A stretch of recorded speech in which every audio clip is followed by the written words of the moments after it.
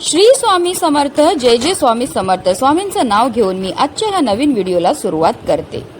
यंदा 25 जुलै म्हणजेच शनिवारी आली आहे देवशयनी आषाढी एकादशी. आषाढी एकादशी म्हटलं की आपल्या डोळ्यासमोर येते ती म्हणजे पंढरपूरची वारी. वर्षभरातील 24 एकादशीपैकी आषाढी एकादशीला विशेष महत्त्व आहे. आषाढी एकादशी आषाढ महिन्याच्या शुक्ल पक्षात येते. भक्तांसाठी आषाढी एकादशी हा दिवस विष्णूंचे आशीर्वाद घेण्याचा असतो. असे म्हटले जाते की जो व्यक्ती या एकादशीचे व्रत करतो त्याचे सर्व पाप नष्ट होतात आणि त्याला मोक्ष प्राप्त होतो. या दिवशी चातुर्मासाची सुरुवात देखील होते आणि पंढरपूर येथे मोठी यात्रा भरते. लाखो वारकरी पंढरपुरात येऊन विठ्ठलाचे दर्शन घेतात. विठ्ठलाच्या नामाने अवघी पंढरी दुमदुमून जाते. आषाढी एकादशीला देवशयनी एकादशी किंवा महा एकादशी असे देखील म्हटले जाते. असे मानले जाते की या दिवशी भगवान विष्णू 4 महिने योग निद्रेत जातात आणि या काळाला चातुर्मास म्हणतात, ज्या दरम्यान भक्त भगवानांना प्रसन्न करण्यासाठी आणि त्यांचे आशीर्वाद मिळवण्यासाठी विविध आध्यात्मिक पद्धती पाळतात. या दिवसाच्या व्रतात सर्व देवांचे तेज एकवटलेले असते. या दिवशी वस्तू दान केल्याने पुण्य प्राप्त होते आणि देव प्रसन्न होतात. ते तुमचे कर्म शुद्ध करते आणि जीवनातील अडथळे दूर करतात. सात्विक आहार शरीर आणि मन शुद्ध ठेवते. तसेच या दिवशी पिंपळाच्या झाडाची पूजा केल्याने, त्याला जल अर्पण केल्याने पितृदोष शांत होतो आणि कुंडलीतील ग्रहांचे नकारात्मक प्रभाव कमी होतात. यामुळे जीवनात स्थिरता येते आणि शांती येते.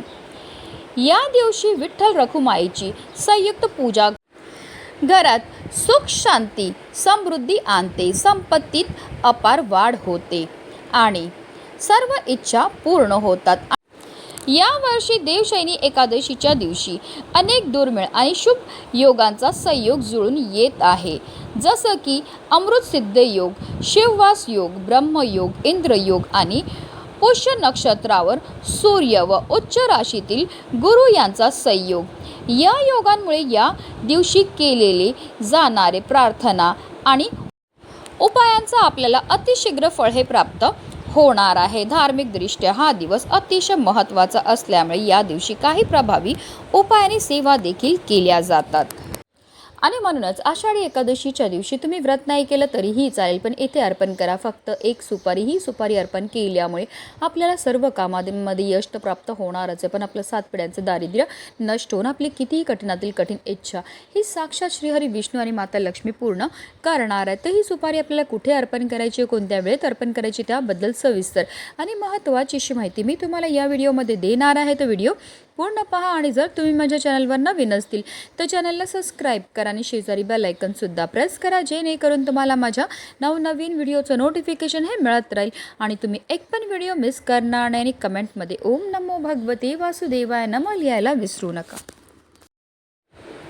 तुम्ही एकादशीचं व्रत करत नसतील तरी सुद्धा तुम्हाला आवर्जून आषाढी एकादशी आणि कार्तिकी एकादशीचं व्रत हे करायचं आहे, कारण या दोन्ही एकादशीचं व्रत केल्यामुळे आपल्याला वर्षभरामध्ये येणाऱ्या 24 एकादशीचं व्रत केल्याचं पुण्य हे प्राप्त होत असतं. आषाढी एकादशीच्या दिवशी आपल्याला सकाळी ब्रह्ममुहूर्तावर उठायचं आहे आणि अंथरुणामध्येच आपल्याला श्रीहरी विष्णू माता लक्ष्मीचं स्मरण करायचं आणि दिवसाला सुरुवात ही करायची. त्यानंतर आंघोळीच्या पाण्यामध्ये आपल्याला हळद आणि गंगाजल टाकून स्नान करायचे. जर तुम्हाला शक्य असेल तर आवर्जून या दिवशी तीर्थक्षेत्री जाऊन स्नान करा. स्नान केल्यानंतर यथाशक्तीप्रमाणे आपल्याला दान हे करायचे. हे दान केल्यामुळे आपल्यावर श्रीहरी विष्णू आणि माता लक्ष्मीची भरभरून कृपाही होत असते. स्नान केल्यानंतर आपल्याला स्वच्छ वस्त्र परिधान करायचे. जर शक्य असेल तर या दिवशी लाल किंवा पिवळ्या रंगाचे वस्त्र परिधान करा. त्यानंतर सर्वप्रथम आपल्याला देवघरामध्ये दिवा हा प्रज्वलित करून घ्यायचा आहे, कारण कोणतीही सेवा किंवा कोणताही उपाय जर आपण अग्नीच्या साक्षीने केला तर त्यामध्ये आपल्याला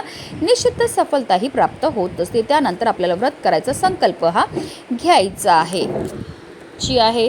त्यानंतर पिवळी फुलं, पिवळी फळं श्रीहरी विष्णूंना अतिशय प्रिय ती अर्पण करून घ्यायची. त्यांना सर्वात जास्त प्रिय ती म्हणजे तुळस. आता तुळशीचे तुम्ही पत्र अर्पण करू शकतात किंवा तुळशीचा हार बनवून तो सुद्धा अर्पण करू शकतात. आपण तुळशीचं पत्र अर्पण करणार तेव्हा आवर्जून आपल्याला आपल्या मनातली इच्छाही पूर्ण करण्याकरता आपल्याला प्रार्थना करायची. असं केल्यामुळे आपल्या सर्व इच्छा मनोकामना ह्या पूर्ण होतात. त्यानंतर आपल्याला विष्णू सहस्त्रनामाचं पठण किंवा श्रवण करायचं आहे. विठ्ठलाचे अभंग किंवा आरती करून घ्यायची आहे. तसेच आषाढी एकादशीच्या व्रतकथेचं पठण किंवा श्रवणसुद्धा करून घ्यायचं आहे. गोडाचा नैवेद्य अर्पण करून घ्यायचं आहे. अशा रीतीने आपल्याला पूजा करून घ्यायची आहे. आता हा उपाय आपल्याला कधी करायचा, तर हा उपाय आपल्याला आषाढी एकादशीच्या दिवशी अगदी तुम्ही सकाळपासून संध्याकाळपर्यंत कधी करू शकतात. हिंदू धर्मात पूजेच्या वेळेस सुपारीला विशेष महत्त्व आहे. पानासोबत सुपारी देखील पूजेत ठेवली जाते. गणेशाला सुपारी प्रियाने जेव्हा पूजा केली जाते तेव्हा प्रथम उपासक गणेश आणि गौरीचे प्रतीक सुपारीच्या रूपात वापरतात. तसेच भगवान विष्णू आणि देवी लक्ष्मीच्या पूजेमध्ये सुद्धा सुपारीचा वापर हा केला जातो. सुपारी संबंधित काही उपाय आहेत. जर ते आपण केले आषाढी एकादशीच्या दिवशी तर त्यामुळे आपल्या जीवनामध्ये असणाऱ्या ज्या धनासंबंधित समस्या आहेत त्या दूर होतात. आपल्या धनामध्ये वाढ ही होऊ शकते. त्याचबरोबर सुख समृद्धी वाढते आणि हे उपाय केल्याने आपल्या व्यवसाय आणि करिअरमध्ये आपल्याला भरभरून प्रगतीही प्राप्त होत असते. आपल्याला एक सुपारी घ्यायची आहे. सुपारी जी घेणार आहेत ती आपल्याला नवीनच घ्यायची. अगोदर पूजेमध्ये वापरलेली सुपारी आपल्याला घेता येणार नाही. हा संपूर्ण उपाय आपण देवघरामध्ये बसूनच करणार आहेत. तर आपल्याला एक तामण घ्यायचं. तामणामध्ये आपल्याला एक सुपारी ठेवायची आहे आणि या सुपारीला आपल्याला जलाभिषेक करायचा. 11 पळी पाणी आपल्याला सुपारीवर अर्पण करायचे आहेत. प्रत्येक पळी पाणी अर्पण करताना आपल्याला ओम नमो भगवते वासुदेवाय नमः या प्रभावी मंत्राचा जप हा करायचा. अभिषेक करून झाल्यानंतर त्या सुपारीला आपल्याला स्वच्छ पुसून घ्यायचं आहे. आता आपल्याला एक प्लेट घ्यायची आणि प्लेटमध्ये आपल्याला थोडंसं कुंकू घ्यायचं आहे. कुंकवामध्ये पाणी टाकून त्याचं गंध हे तयार करून घ्यायचं आहे. पुन्हा आपल्याला एक प्लेट घ्यायची आहे आणि त्या प्लेटवर आपल्याला एक कुंकवाने स्वास्तिक काढून घ्यायचं आहे. या स्वास्तिकला आपल्याला हळद कुंकू अर्पण करून घ्यायचं आहे आणि त्या स्वास्तिकवर आपल्याला एक विड्याचं पान जे आहे ते ठेवायचं. त्या विड्याच्या पानावर आपल्याला 1 रुपयाचं एक नाणंसुद्धा ठेवायचं आहे. आता त्या 1 रुपयाच्या नाण्यावर आपल्याला ही जी सुपारी आहे ती ठेवून घ्यायची आहे. आता आपल्याला ही प्लेट जी आहे ती उचलायची आणि आपल्या देवघरामध्ये असणारे श्रीहरी विष्णू आणि माता लक्ष्मी समोर ठेवायची. आता या सुपारीला आपल्याला हळद कुंकू अक्षदा धूपदीप अगरबत्ती दाखवून घ्यायची. एक फूल अर्पण करून घ्यायचं आणि तिथेच देवघरामध्ये बसून आपल्याला काही सेवा ह्या करायच्या आहेत. आपल्याला एक वेळा विष्णू सहस्त्रनामाचं पठण करायचं. आता तुम्हाला विष्णू सहस्त्रनामाचं पठण करणं शक्य नसेल तर यूट्यूबला लावून द्या. हात जोडून बसा. तुम्ही श्रवण केलं तरीही चालणार आहे. त्याचबरोबर 108 वेळा आपल्याला ओम नमो भगवते वासुदेवाय नमः या प्रभावी मंत्राचा जप करायचं. या दोन्ही अतिशय उच्च कोटीच्या सेवा आहेत. या सेवा केल्यामुळे फारच लवकर आपल्यावर श्रीहरी विष्णू आणि माता लक्ष्मी प्रसन्न होतात. त्यानंतर आपल्याला हात जोडून मनोभावे श्रीहरी विष्णू आणि माता लक्ष्मीचं स्मरण करायचं. आपल्या आयुष्यामध्ये असणारी जी संकट आहेत, विघ्न आहेत, दोष आहेत, दारिद्र्य ते दूर करण्याकरता मनोभावे प्रार्थना करायची आहे. किंवा एखादी आपली इच्छा असेल जी काही केल्याने पूर्ण होत नसेल तर ती इच्छा पूर्ती होण्याकरता आपल्याला प्रार्थनाही करून घ्यायची. आता संपूर्ण दिवसभर संपूर्ण रात्रभर या सुपारीला आपल्याला देवघरामध्येच ठेवायचं. दुसऱ्या दिवशी आपल्याला सकाळी लवकर उठायचं आहे, स्नान करायचं, देवपूजा करून झाल्यानंतर आपल्याला पिवळ्या रंगाचा कपडा घ्यायचा आणि त्या पिवळ्या रंगाच्या कपड्यामध्ये आपल्याला ही सुपारी जी आहे ती ठेवायची. 1 रुपयाचं नाणं ठेवायचं. त्याचबरोबर त्या पानाखाली आपण जे